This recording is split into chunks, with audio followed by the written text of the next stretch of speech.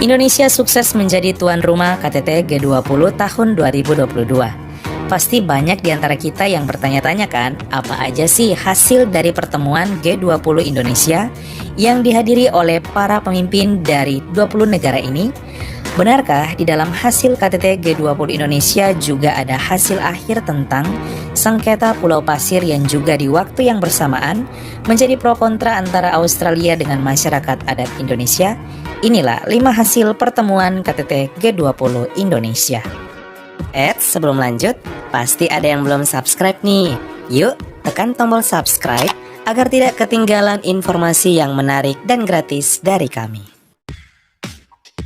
1. Seruan perang dihentikan.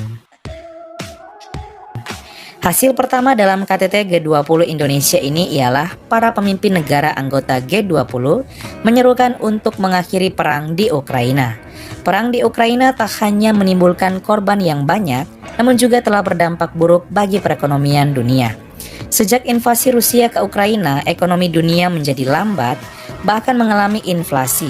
Banyak komoditas mengalami kenaikan harga, serta pasar saham terguncang.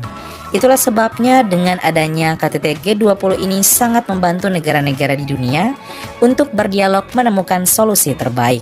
Dan solusi terbaik itu berada di hasil poin pertama ini, yaitu menyerukan agar perang Rusia dan Ukraina dihentikan. 2. Terbentuknya dana pandemi. Di tengah pandemi yang masih melanda dan telah mengakibatkan ekonomi dunia mengalami krisis yang parah, para anggota G20 Indonesia akhirnya sepakat untuk membentuk dana pandemi. Dana pandemi ini sebenarnya sudah dicetuskan ketika G20 yang berlangsung di Italia tahun 2021 lalu. Namun baru berhasil disepakati bersama dalam G20 Indonesia 2022. Dana pandemi saat ini telah terkumpul 1,5 miliar dolar Amerika Serikat dan diharapkan dapat membantu negara-negara anggota G20 untuk mencegah, mempersiapkan, dan menanggapi pandemi di masa depan dengan lebih baik. 3. Pembentukan dan operasionalisasi Resilient and Sustainability Trust. Inilah hasil pertemuan KTT G20 poin ketiga. Dengan adanya pembentukan Resilient and Sustainability Trust, diharapkan dapat membantu pembiayaan negara-negara anggota G20 yang menghadapi krisis. 4. Peluncuran Energy Transition Mechanism.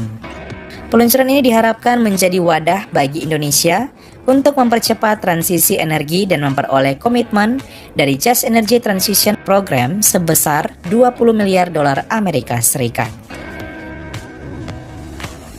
5. Gerakan Melindungi Laut.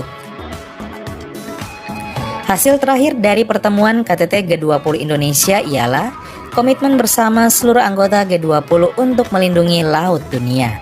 Dengan target pada tahun 2030, 30% daratan dunia dan 30% lautan dunia telah dilindungi demi kelangsungan hidup dan meminimalisir dampak dari pemanasan global serta pencemaran lingkungan.